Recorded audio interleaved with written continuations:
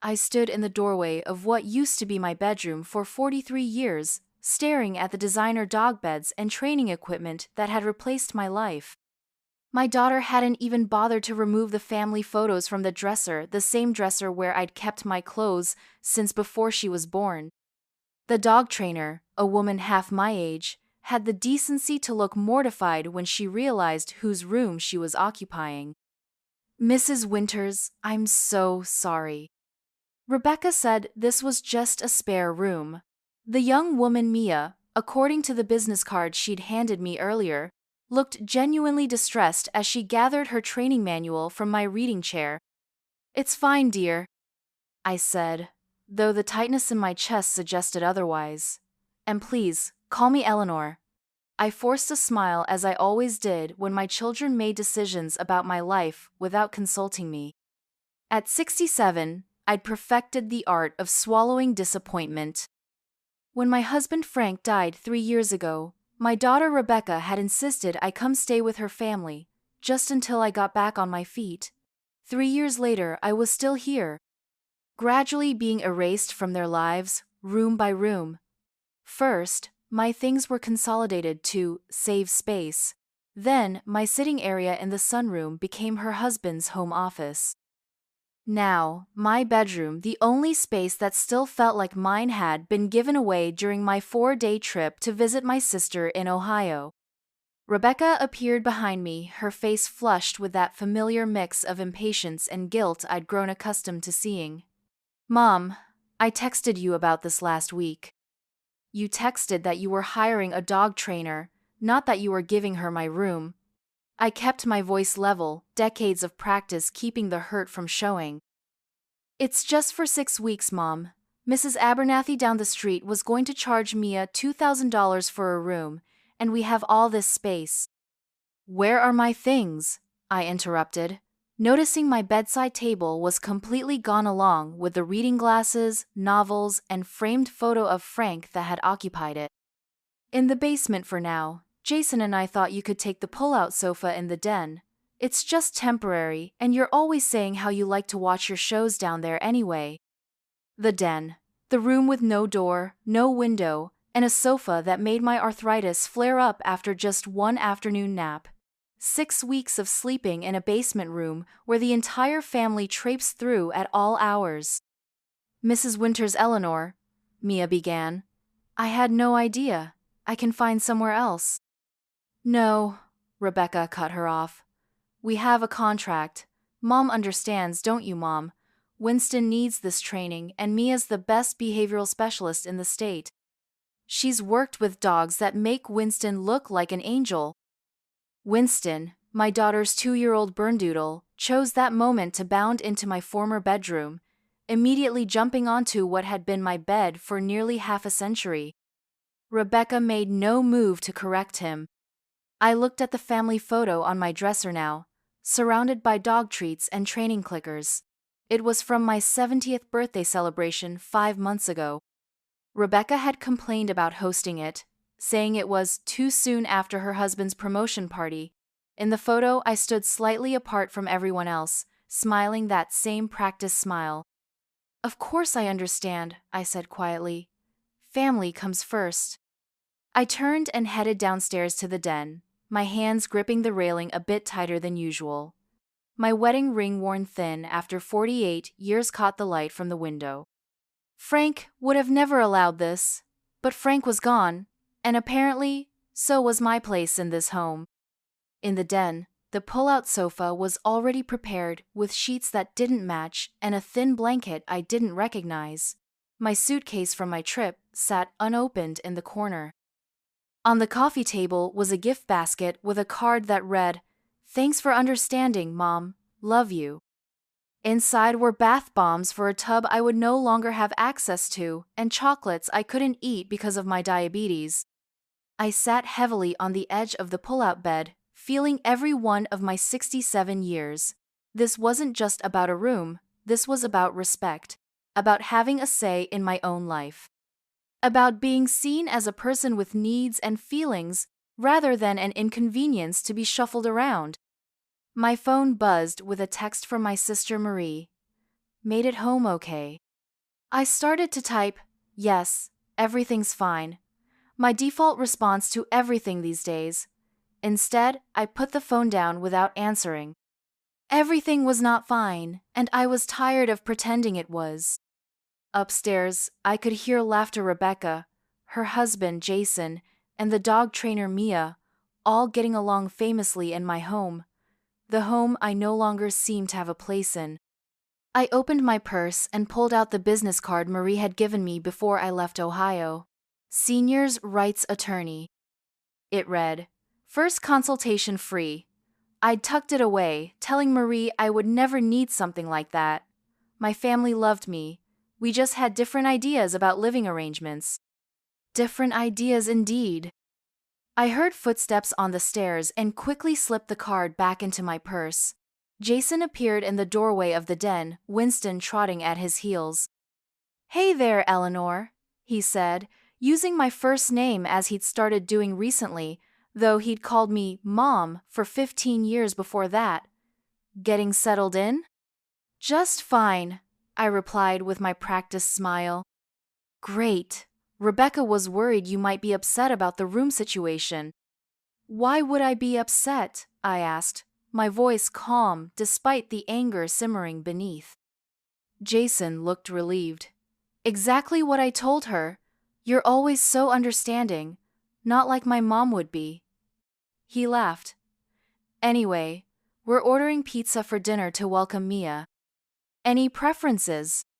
"Whatever everyone else wants is fine." "Perfect.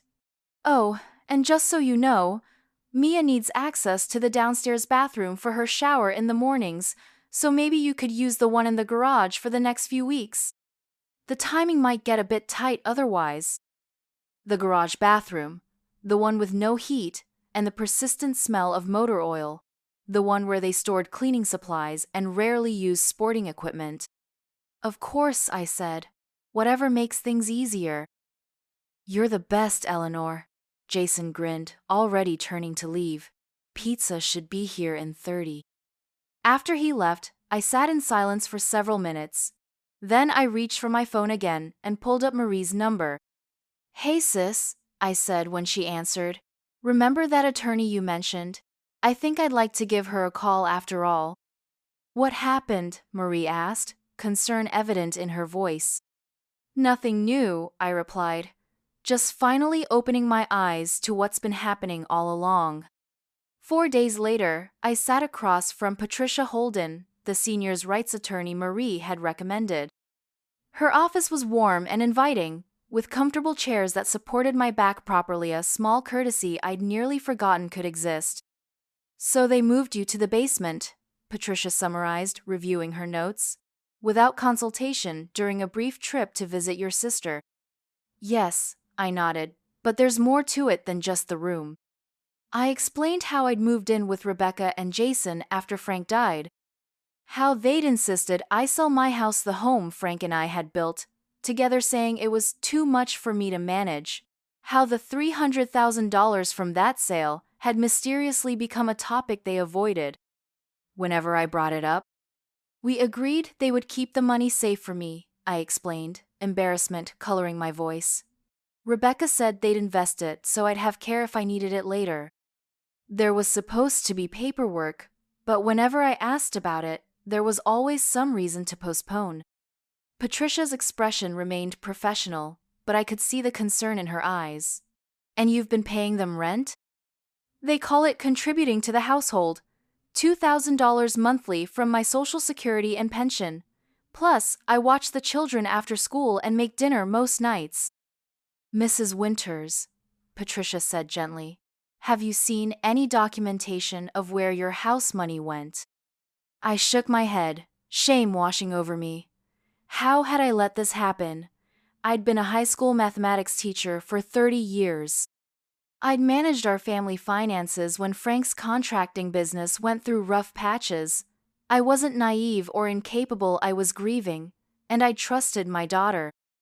"I'd like you to see something," Patricia said, turning her computer screen toward me. "This is a public record of property purchases in your county."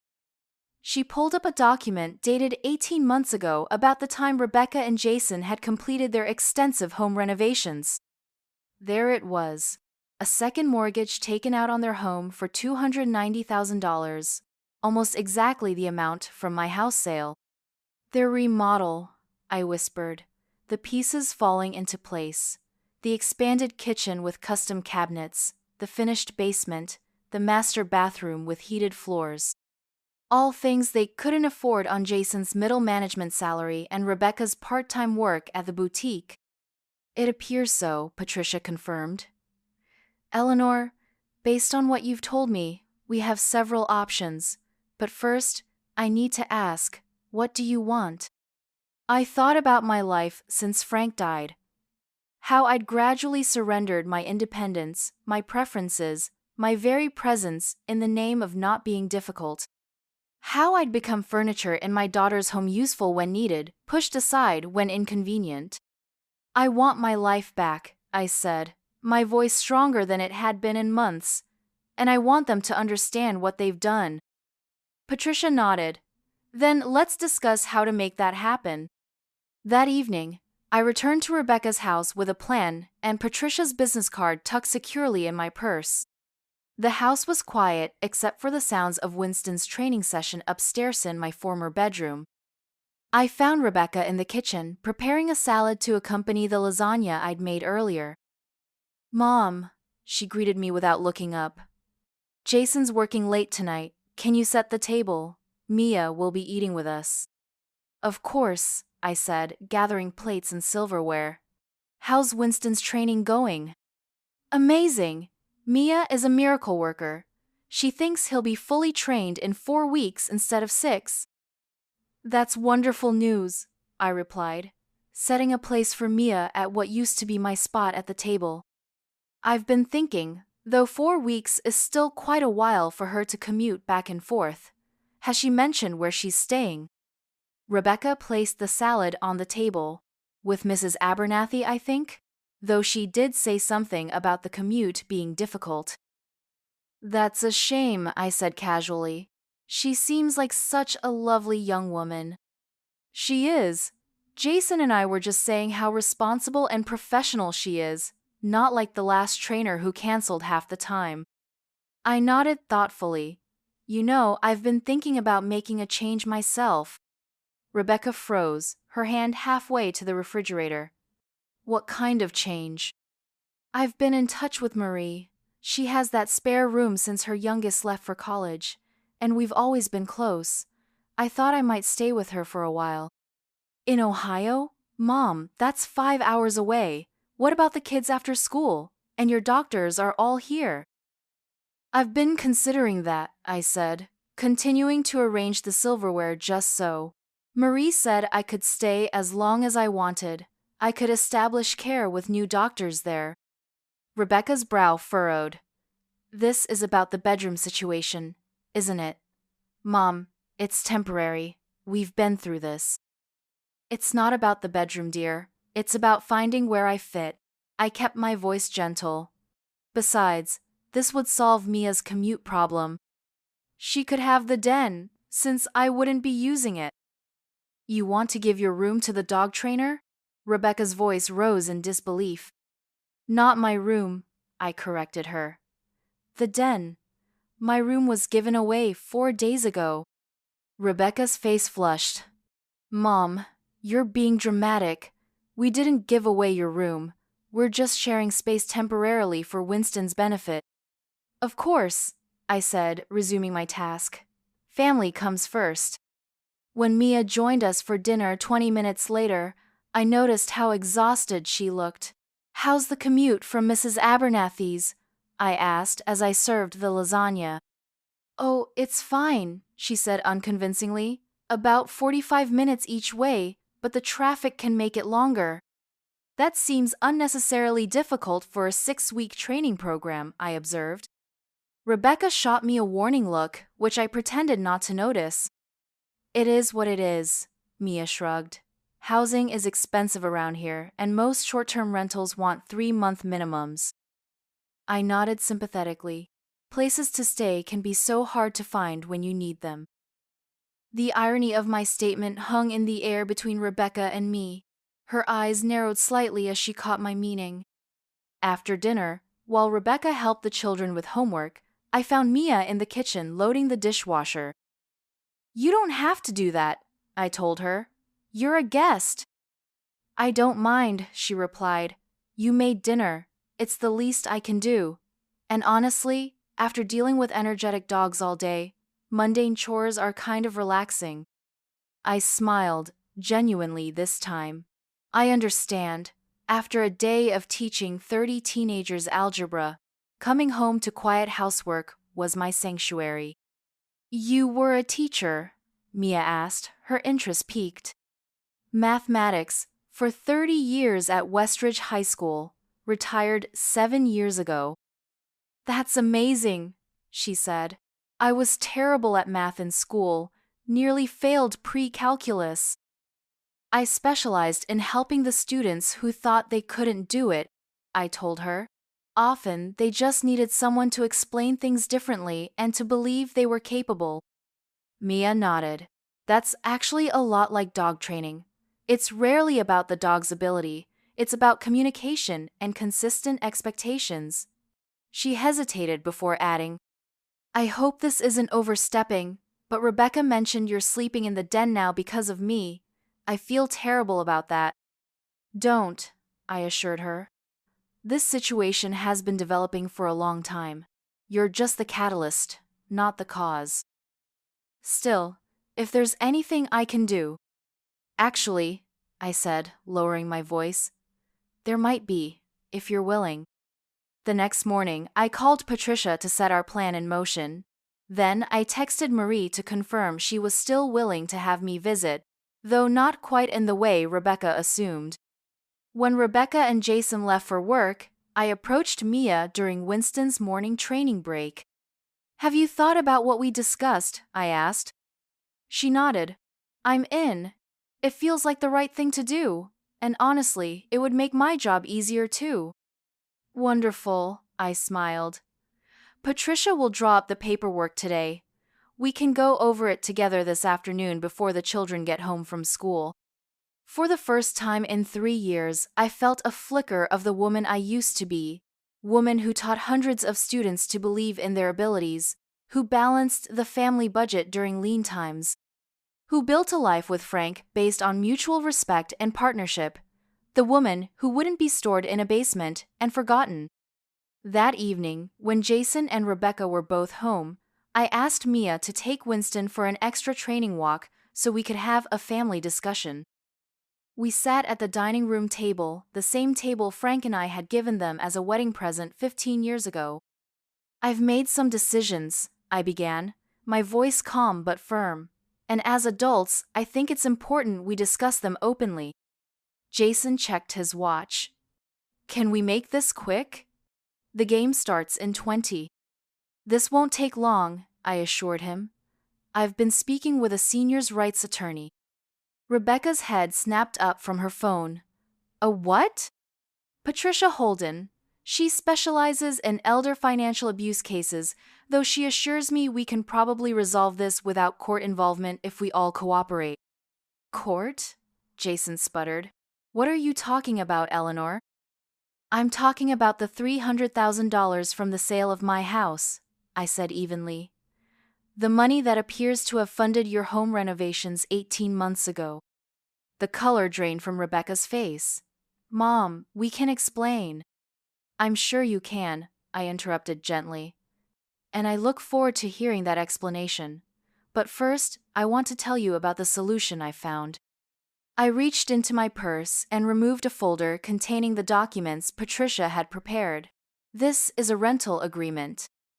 I'll be renting my old bedroom, my current bedroom, to Mia for the next 6 months at a very reasonable rate. The contract begins tomorrow." "You can't do that," Rebecca objected. "This is our house." "Actually," I continued, sliding another document across the table, "according to county records, you took out a second mortgage using almost exactly the amount from my house sale. Patricia believes we can make a strong case that I have an undocumented equity interest in this property." Jason's face had gone from pale to red. This is ridiculous. You gave us that money to invest for your care. Where are those investments, Jason? I asked. I'd love to see the paperwork, the accounts, the returns over the past 3 years. The silence that followed was deafening. As I thought, I nodded. Now, about my room. Since you've made it clear it's no longer mine by giving it to Mia, I've decided to formalize that arrangement, but on my terms. The rent she pays will go directly to an account only I control. You're charging rent for a room in our house? Rebecca's voice rose in disbelief. No, dear. I'm charging rent for a room in a house I appear to have partially paid for. There's a difference. I kept my tone gentle but firm. And there's more. Patricia has drafted a repayment agreement for the $300,000, plus standard interest. We can structure it over 10 years to make it manageable. Jason stood up abruptly. This is insane. You can't prove anything. It was a gift. Was it? I asked, raising an eyebrow. Do you have documentation of that gift? Because I have 3 years of bank statements showing my contributions to this household totaling over $70,000. I have texts and emails where I repeatedly asked about the investment paperwork for my house proceeds. I have witnesses who can testify that I was told the money was being safely invested for my future care needs. Rebecca's eyes filled with tears. Mom, we're family. Why are you doing this? Because family doesn't treat family like an inconvenience, I said, my own eyes welling despite my best efforts. Family doesn't take advantage of grief and vulnerability. Family doesn't move someone to the basement without discussion. I took a deep breath before continuing. I've already spoken with Marie. I'll be staying with her for a few weeks while we sort this out. My flight leaves tomorrow morning. And the dog trainer gets to stay in your room? Jason asked incredulously. Mia will be renting the room, yes, the room that used to be mine, that you gave to her without my consent. I gathered the documents and returned them to my folder. Patricia will contact you tomorrow to discuss how we proceed. I suggest you be cooperative. She believes a judge would be very interested in this situation if it came to that. Rebecca was openly crying now. Mom, please, we can fix this. You don't have to leave. I reached across the table and took her hand. For a moment, I saw my little girl again, the one who would climb into my lap after scraping her knee, the one who needed me. I do have to leave, Becca, I said gently, using her childhood nickname.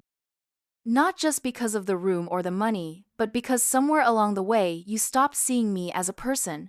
I became an asset to be managed, an obligation to be fulfilled. I can't live like that anymore. I stood up, signaling the end of our discussion. I'll be in the den packing my things.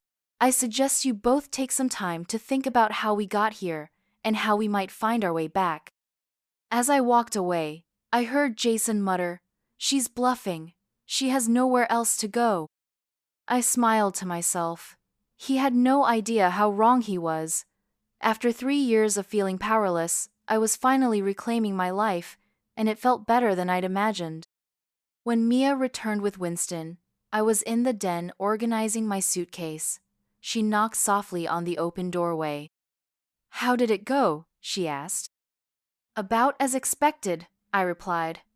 "They're upset, but they'll adjust. People usually do when they have no choice." She nodded. "I just wanted to make sure we're still on for tomorrow. I feel a bit awkward about all this." "Don't," I assured her. "You're helping restore some balance to a situation that became very unbalanced. Besides, you'll be paying fair market rent for the room, something I never asked of them, despite giving them my house proceeds." "And you're really okay with me staying here, in your room?" I smiled. "It hasn't been my room since they gave it away without asking me. Besides, it's only temporary until you find a proper place and until they understand what they did." Mia hesitated before asking, Do you think they will? Understand, I mean. I thought about Rebecca's tears, about the flash of recognition I'd seen in her eyes when I mentioned how they'd stopped seeing me as a person. I hope so, I said quietly. But even if they don't, I'll be okay. For the first time in 3 years, I'm making my own decisions again. As Mia turned to leave, I added, "And Mia? Thank you. Sometimes it takes a stranger to help us see what we've been tolerating for too long." She smiled. "My grandmother always said that age brings wisdom, but sometimes wisdom needs a little help finding its voice." "Your grandmother sounds like a wise woman herself," I replied. "She was," Mia nodded, "and she would have really liked you, Eleanor." That night, as I lay on the uncomfortable pull-out sofa for the last time, I didn't feel sad or angry anymore. Instead, I felt something I hadn't experienced since Frank died: hope. Not just for reconciliation with my daughter, though I desperately wanted that, but for myself, for the life I still had left to live on my own terms. I thought about what Mia had said about wisdom finding its voice. Mine had been silent for too long, buried under grief and the desire to keep peace at all costs. But it wasn't really peace I'd been keeping, it was just a quiet surrender. No more. Tomorrow, I would board a plane to Ohio with my dignity intact and a plan for my future. I would reclaim my financial security and, more importantly, my sense of self-worth. And perhaps, eventually, Rebecca and Jason would understand the lesson in all of this, that respect isn't something you age out of deserving. I closed my eyes, ready for sleep to come. For the first time in years, there were no tears dampening my pillow, no ache of betrayal keeping me awake. Instead, there was only the steady rhythm of my breathing and the certainty that, at 67, my story was far from over. In fact, it was just beginning a new chapter. The morning sun streamed through Marie's guest room window, catching the silver in my hair as I sipped my first cup of coffee in what felt like genuine peace. 2 weeks had passed since I'd left Rebecca's house, 2 weeks of rediscovering what it meant to be treated with basic dignity. "You look better already," Marie observed, joining me at her kitchen table. "Less hunched." I smiled, realizing she was right. The persistent tightness in my shoulders had eased. I was sleeping through the night again. Even my arthritis seemed less angry. "It's amazing what respect does for the posture," I replied, reaching for the newspaper Marie still had delivered daily, a small luxury Rebecca had deemed wasteful. "Have you heard from them?" Marie asked, sliding a plate of toast toward me. "Patricia gets regular emails from their attorney," I said, spreading blackberry jam on my toast, another small pleasure I denied myself at Rebecca's, where everything was measured and monitored. "Apparently, they're still gathering documentation to prove the money was a gift." Marie snorted. "Good luck with that. Do they really think a judge would believe you gifted them your entire house proceeds right after Frank died?" "They believed it themselves," I said quietly. "That's what concerns me most. Somehow, they convinced themselves they were entitled to it, that taking care of me meant taking control of everything I had." My phone buzzed with an incoming text. Mia had been keeping me updated on the situation at Rebecca's house.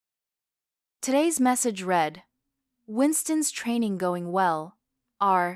Jay still acting weird around me. Your grandson asked when you're coming back." My heart squeezed at the mention of my grandchildren. Liam was 10, Emma 7. I missed them terribly, though we FaceTimed every other day calls I initiated, since Rebecca seemed content to let me fade from their lives. "How's our secret agent?" Marie asked, nodding toward my phone. "Doing well. Says the kids are asking about me." "Of course they are. You're the only one who actually listens to them." Marie had never been one to mince words, especially when it came to her niece and nephew-in-law's parenting style. I sighed. I don't want to come between them and their children. "You're not," Marie insisted. "You're just refusing to be erased. There's a difference." My phone rang Patricia Holden's office number. Eleanor, Patricia greeted me when I answered. I've just had a rather interesting conversation with the Stevensons' attorney. They're proposing a settlement. My heartbeat quickened. What kind of settlement? They're offering $150,000 half of your house proceeds, plus a formal apology and an invitation to return to their home with proper accommodations. I nearly laughed. Half? They want to keep half of my money and call it a settlement? That was my response as well, Patricia said, her voice tinged with dry amusement. I reminded them that we have documentation of the second mortgage matching your house, proceeds almost exactly, plus the $70,000 in contributions you've made while living there. I suggested that their counteroffer should include full repayment, interest, and your living expenses while you've been displaced. What did they say to that? Their attorney asked for 48 hours to consult with his clients. He sounded less than confident in their position. I gazed out at Marie's garden, where spring tulips were opening in brilliant bursts of color. It's not really about the money, you know, it's about the disrespect. The way they treated me like I was a burden instead of a person. I know, Patricia said gently, but the money matters too. It's your security, your independence. It's why I push so hard on these cases, because financial control is how they keep you dependent. After we ended the call, I sat quietly, turning my wedding ring around my finger habit of 48 years that not even Frank's death had broken. What did the lawyer say? Marie asked, returning from letting her cat outside. They offered half. Patricia countered with all of it plus expenses. Marie whistled low. Think they'll cave? Eventually, I nodded. Jason and Rebecca don't like messy situations. They certainly don't want their friends knowing what they did. So what happens next? Marie settled across from me, her expression concerned. After you get your money back, I mean. Will you go back to them? The question hung in the air between us. Would I? Could I return to a household where I'd been so thoroughly devalued? Even with proper accommodations, would anything really change? I don't know, I admitted. I miss the children desperately, but I can't go back to being invisible, to having no say in my own life. Marie reached across the table and squeezed my hand. Whatever you decide, you're welcome here as long as you want, or, she hesitated, you could use the money to start over. Get your own place again. The thought sent a thrill of both fear and excitement through me. My own place, my own rules, my own life. I'll think about it, I promised. Later that afternoon, I received another text from Mia. Something strange happened. Jason asked if I'd consider a longer-term arrangement. Said some changes are coming, and they might need me to stay on after Winston's training. I frowned at the phone. What was Jason playing at? Call me when you can, I texted back. Mia called 30 minutes later, her voice hushed. I'm at the park with Winston. They've been acting really weird, Eleanor. Whispering behind closed doors, being extra nice to me suddenly. Did Jason elaborate on these changes he mentioned? No, but he asked if I'd consider a reduced rent arrangement for 6 months if I helped with the kids after school. Said they're restructuring some things and could use the help. A cold feeling settled in my stomach. They're preparing for me not to come back, I realized aloud. They're looking for someone to replace what I did for them. I got that impression too, Mia admitted. Should I say no? I feel like I'm betraying you if I even consider it. No, I assured her. You're not betraying me. In fact, an idea began to form. Tell them you're interested. Ask for details about the arrangement they're proposing. You want me to spy for you? Mia sounded uncertain. Not spy exactly, just keep me informed about what they're planning. It might help me decide what to do next. After we hung up, I called Patricia to update her on this development. Interesting, she mused. Sounds like they're hedging their bets, preparing for you to take the money and not return. That's what I thought too. How do you feel about that? Patricia asked. It was a surprisingly difficult question to answer. Part of me felt hurt after all. I was their children's grandmother, Rebecca's mother. Another part felt relieved that I might not have to make the painful choice between access to my grandchildren and my own dignity. Conflicted, I finally answered. But mostly, I'm tired of others making decisions about my life without consulting me. If they want me gone, they should say so directly. Would that change how you approach the settlement? I considered this. No, the money is rightfully mine, regardless of whether I return to their home, but it might change what I do next. The next morning, I woke with a startling clarity about what I wanted. Over breakfast, I shared my thoughts with Marie. I'm not going back, I told her. Not to live anyway. Marie nodded, unsurprised. I think that's wise.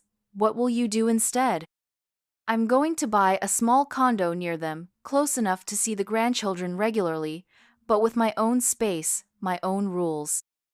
Perfect, Marie approved. And the settlement? I'll accept nothing less than full repayment plus interest, and I want it in writing that I have unrestricted access to visit my grandchildren. That afternoon, I outlined my terms to Patricia, who immediately began drafting the formal response. Then I called Rebecca, directing something I hadn't done since leaving 2 weeks ago. She answered on the fourth ring, her voice wary.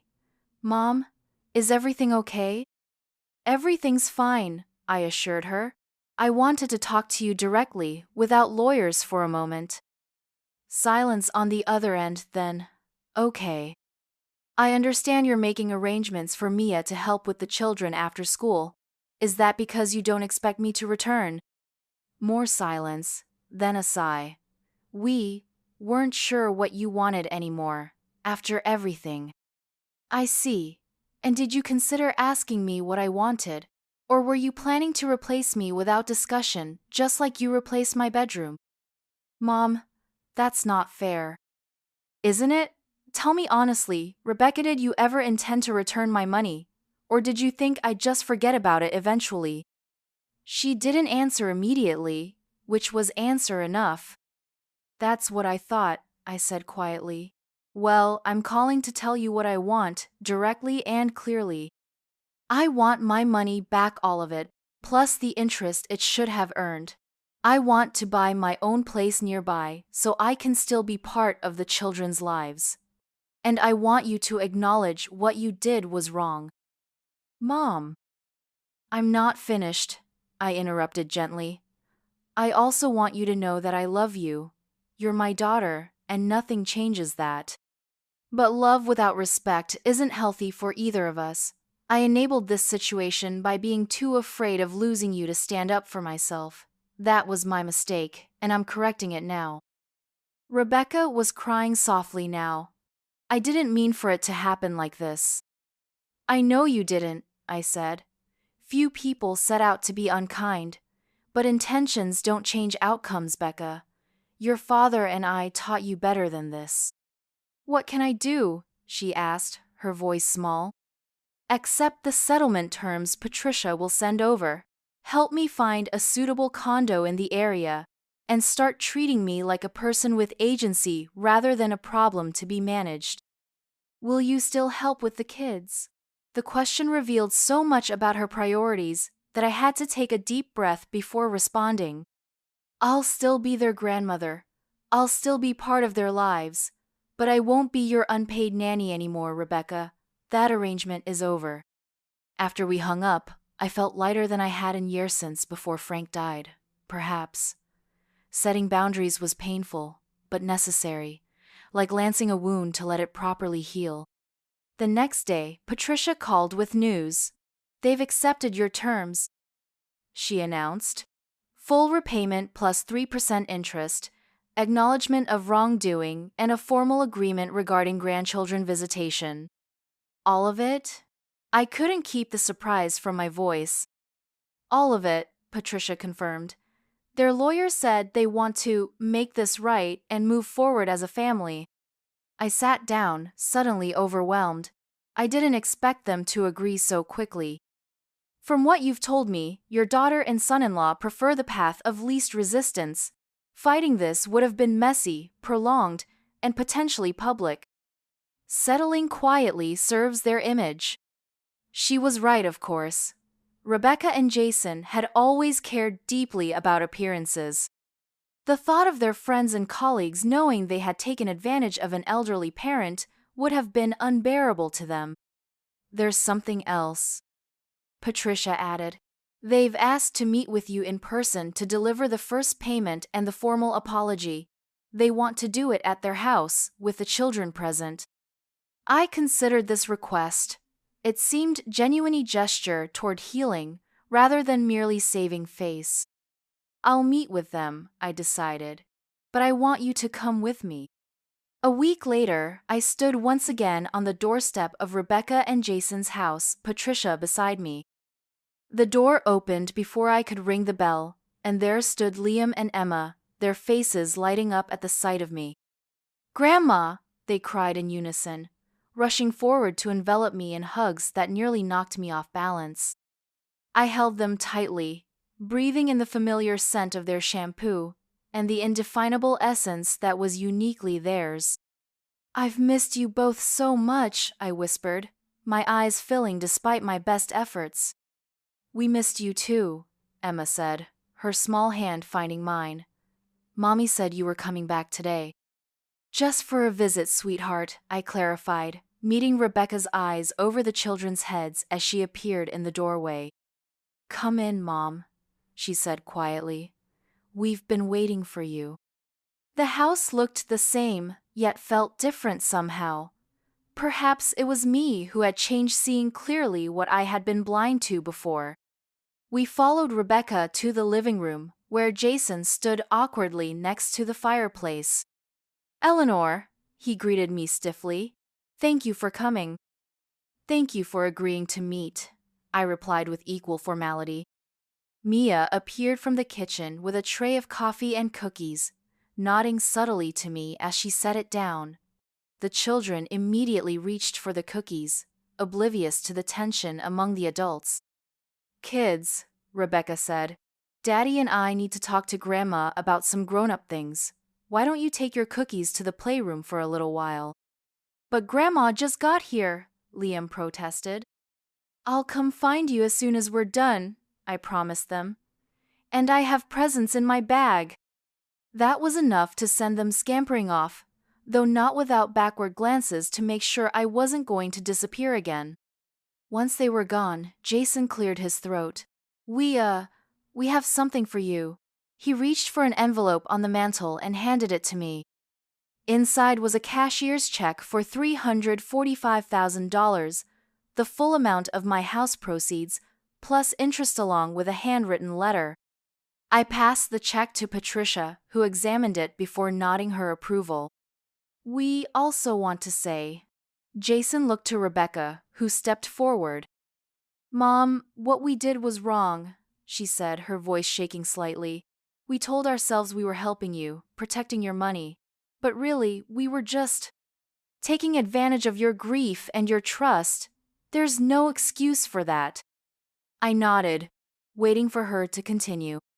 "When Dad died, everything happened so fast. You were devastated, we were worried about you being alone, and then suddenly you were here and the house was sold. It seemed like the perfect solution at first." "For whom?" I asked quietly.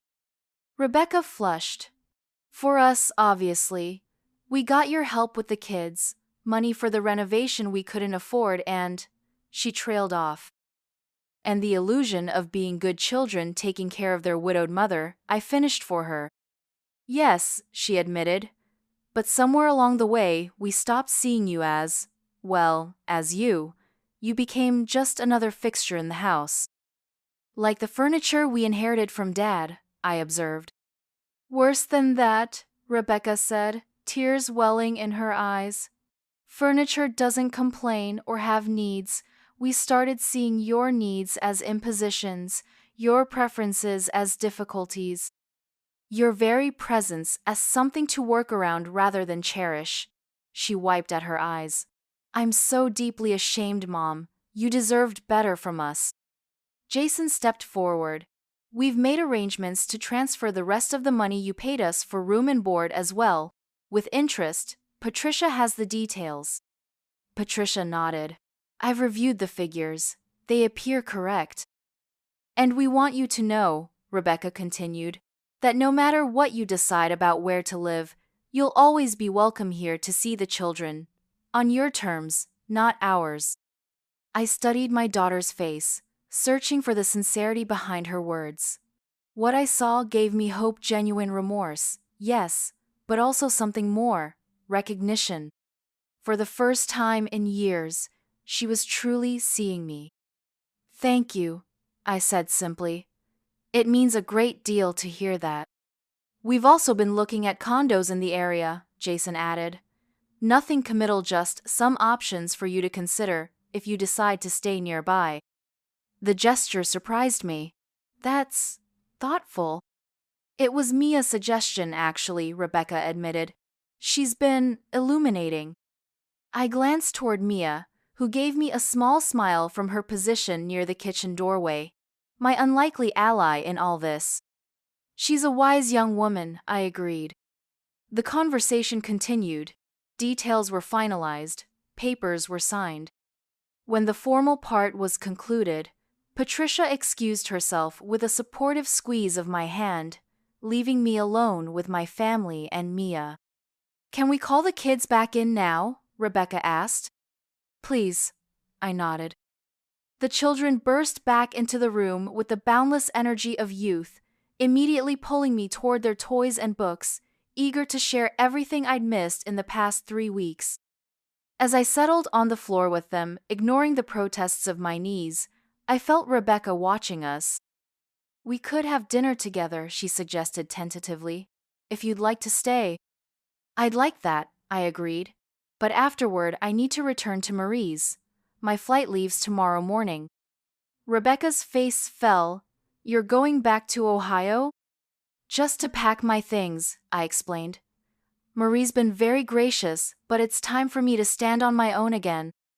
So you'll come back? Hope flickered in her eyes. To the area, yes, not to this house. I kept my voice gentle but firm. I need my own space now, Rebecca, my own life. She nodded, understanding dawning. The condo options, you'll look at them when you return. I will. And in the meantime, perhaps you could send me listings that look promising. It was a small olive branch, an invitation to participate appropriately in my life rather than control it. Rebecca recognized it for what it was. Of course, she agreed. Whatever you need, Mom. Later that evening, as I prepared to leave, Mia walked me to my waiting taxi. You did it, she said, with undisguised admiration. You stood up for yourself and got everything you asked for. With considerable help, I acknowledged. From you, from Patricia, from Marie. But you were the one who took the first step, she pointed out. That's the hardest part. I thought about that moment 2 weeks ago, standing in the doorway of what used to be my room, seeing the dog beds and training equipment that had replaced my existence. How that small indignity had finally opened my eyes to the larger erasure happening around me. Sometimes, I said, we need to lose something small to realize we've already lost something much bigger. Mia nodded thoughtfully. Like your room. Like my voice, I corrected her. My agency. My place in the world. And now? I smiled, feeling the weight of the cashier's check in my purse, not just money, but freedom, options, possibilities. Now I get to decide what comes next, on my terms.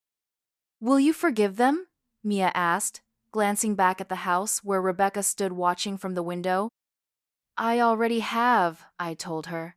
Forgiveness isn't the same as forgetting, though, or as returning to how things were. What will you do about the room situation? Now that you're getting your own place, they won't need me to stay here anymore. I considered this. What would you like to do? You mentioned wanting to start your own training business eventually. Mia's eyes widened. I couldn't possibly. Why not? You're clearly talented. Winston's behavior has improved dramatically, and you've managed to navigate a completely dysfunctional family situation with remarkable grace. She laughed. That should definitely go on my business cards. Dog trainer and family dysfunction navigator. I'd hire you, I grinned. And I might even know someone willing to invest in a promising young entrepreneur. Eleanor, you can't be serious. Perfectly serious. Let's talk when I get back from Ohio. I think we might be able to help each other. As the taxi pulled away, I caught a final glimpse of Rebecca in the window, Emma lifted in her arms to wave goodbye. Not goodbye forever, just goodbye for now. On my terms, not theirs. 2 months later, I stood in the center of my new living room, watching as movers arranged the furniture I'd selected myself. The condo was perfect: 2 bedrooms, a small study, and a balcony overlooking a community garden. Just 10 minutes from Rebecca and Jason's house, but a world away in terms of independence. Marie had come to help me settle in, arranging books on shelves and organizing the kitchen with military precision. It's smaller than your old house, she observed, but it suits you. It's exactly what I need, I agreed. Not too much to manage, but enough space to breathe, and to have visitors. The doorbell rang, and Marie went to answer it.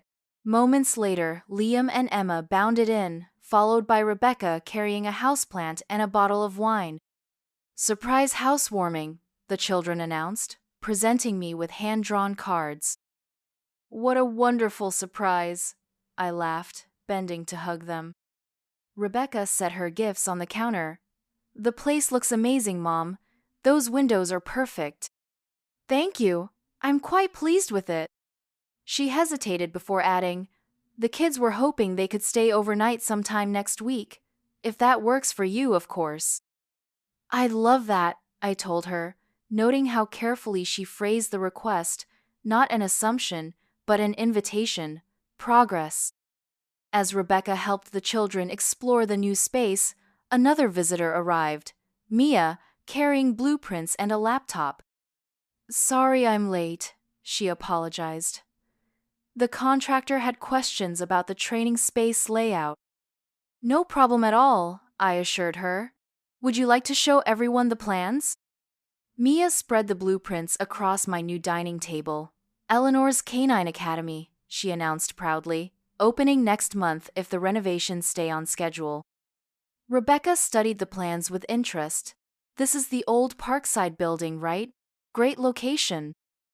Eleanor found it, Mia explained, and she's been helping me with the business plan. Helping? I laughed. I'm merely the financial backer. The expertise is all yours. You're investing in a dog training business?